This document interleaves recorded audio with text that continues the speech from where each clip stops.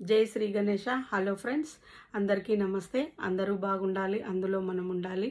ఒక మంచి మాటలో ఎవరికైనా ఎప్పుడైనా ఒక మాట సాయం కానీ డబ్బు సాయం కానీ చేయలేకపోవచ్చు. కానీ వారికి చెడు చేసే గుణం మాత్రం, మోసం చేసే గుణం మాత్రం ఉండకూడదు. ఎందుకంటే ఫ్రెండ్స్, ఒక్కొక్కసారి మనకు సహాయము చేయాలన్నా, మాట సాయం కానీ డబ్బు సాయం కానీ చేయాలని ఉన్నా మన దగ్గర మాట సాయం చేయాలంటే టైం లేకపోవచ్చు, డబ్బు సాయం చేయాలంటే డబ్బు కూడా లేకపోవచ్చు.